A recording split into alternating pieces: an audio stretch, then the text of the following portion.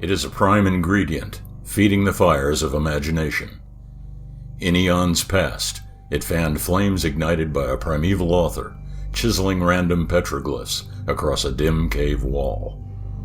This life-giving breeze once grew papyrus for paper, and dried vibrant oils brushed over canvas.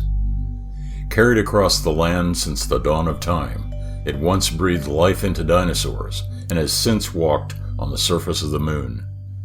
Manifesting as a gentle zephyr, it stirs memories of childhood, or as a raging vortex, ripping up the pages of history. Powered by this influence, we dream, love, laugh, hate, and destroy. In short, live out our lives. A gust of this tempest carries the power to scatter fog surrounding the unknown. Drifting through frequencies of time and space, thin air is inhaled for the first time and exhaled at the last. Don't try to catch your breath.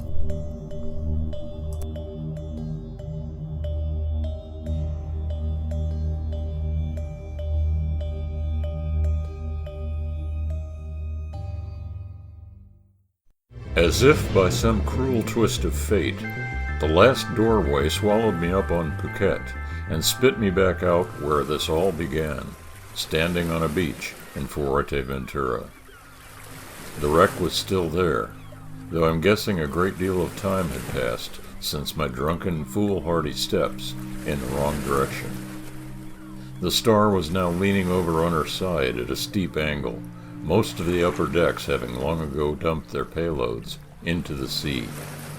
The giant stacks were gone, and even the bridge and promenade were both in the process of relinquishing their struggle to remain. Like the curved spine of a tired ancient, the hull was nothing more now than a stooped arc that barely rose above the tide, no longer possessing the wherewithal to stand proud and upright. The cloud wasn't there, either. Had it been, I would have gladly waded back out for a second chance to retrace my steps back to Capra. As the cold reality of all I just lost started to fully sink in, I turned from the shipwreck and walked slowly away, down the beach toward the sandy roadway that led me here. Just as I was about to veer away from the water's edge, I noticed several pieces of paper floating, carried ashore on the crest of a now passive surf. As I drew near, I could tell that the tattered pieces were once a single photograph, a lingering remnant most likely washed out of the wreck during high tide. Gathering up the pieces, I sat down in the sand and arranged them to form a complete image, a still life of my beloved Capra.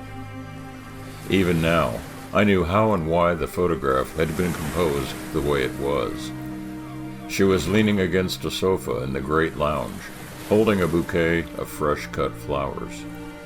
She had positioned herself to the right side of the picture, leaving an empty void where I should have been standing next to her. Even the location inside the room was significant. On the floor behind her was my shiny coin, resting on the carpet in the exact spot where she and I had danced to Somewhere Beyond the Sea. Come to think of it, that's the exact spot I picked it up from as I wandered alone inside the shipwreck. Whatever the reason for my recent travels, it would seem that Capra was most certainly an integral part of the experience. Carefully gathering up the torn pieces, I found comfort in that realization. I had to believe that there would be something out there that would someday lead me back to her. There was also something else. A thought, clear as crystal, in my mind's eye. She would wait for me. How could I be so sure? Simply this. The chronology I existed in now was somewhere in between 2004 and 2006. She hasn't even been born yet. For now, at least, I have time to find her. She only lives and breathes in the far reaches of my imagination, out there dancing on the day we never met. The walk back to town was going to take a while, ample alone time to mull over everything that's happened. the significance of the coin, a storm frozen in time.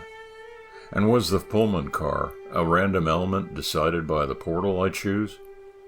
If that were the case, was the encounter with the creature only a result of arbitrary chance, or did it chase me through the next doorway for a reason? And then there was the trip into space. Considering that only a privileged few can call themselves astronauts or cosmonauts, I suppose I should count myself lucky. Beyond being a great source of bragging rights, what could it possibly have had to do with the rest of the story? Every time I take a nosedive into Einstein's little trapdoor, it's like spinning a roulette wheel. Round and round she goes, and where she stops, nobody knows. If those truly were the ground rules of the game, the odds would be astronomical that I'll ever see Capra again. Knowing how or why these dimensional doorways originate would be a tremendous step to upping the stakes, maybe even influencing the odds in my favor. But where would you even start? After several hours of walking, I eventually made it back to the motel that I once considered my temporary home away from home. Surprisingly, the innkeeper hadn't just chucked all my belongings, but had dumped them into a box and marked it lost and found. He had no concept of how much the label applied, not only to my little bits of junk, but to my own persona as well. I stayed on at Fuerteventura for another day, carefully packing away my priceless photograph and charging my phone, the one game-changing device I left sitting on the dresser when the Jeep picked me up to go see the American Star.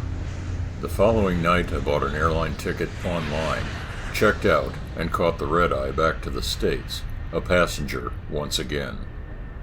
Dozing on and off for an hour or so into the flight, I must have had a short glimpse of Capra in a dream, because I awoke thinking that I would find her next to me, head on my shoulder, empty bag of beer nuts on her tray table, contented that we were on our way to starting a new life together.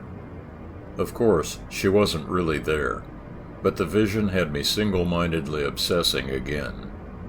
I decided to fill the empty void with the only question I could think to ask that might produce some kind of result. Using the web browser on my phone, I googled Capra Amari to see what it would turn up, if anything at all. I dismissed several individuals, presuming that none could possibly be my one and only. Of all the hits I got, a single disturbing result kept coming up time and time again. The literal meaning and translation of her name. Capra was an African girl's name that meant, "This child will die, too." Of course, had we all been sitting around a campfire, this would be the part of the story where I would say, "Boo!" and all of you wide-eyed campers would drop your roasted marshmallows in the dirt, scream, and run to your tents to nurse a healthy crop of goosebumps. Wherever you are right now, in the great outdoors or otherwise, I hope you've been pleasantly distracted for a little while by Tate Addison and his strange adventures. Mr. Addison will most certainly return sometime in Season 2 of the Thin Air podcast, so please, stick around for more. Meanwhile, there are plenty of other tales to tell, and you can listen to them all right here, the point at which my thoughts and your imagination are whisked away, lost somewhere in the misty regions of thin air. Episode 6 of the Thin Air podcast anthology, The Passenger Season 1 Epilogue, was written, produced, directed, narrated, and told by R.J. Lonsdale. The voice of Capra Amari is performed by Nancy Cooper Wood, and the American Star concierge staff by Mark Wood. Audio production for all Thin Air episodes by Mark W. Wood of Wood Media Studio, Incorporated. Music compositions used in this episode include Mysterious City and Echoes in Time by Kevin MacLeod, and Hirath by Scott Buckley, licensed under Creative Commons by Attribution 3.0. This has been an R.J. Lonsdale Flyby Studios presentation.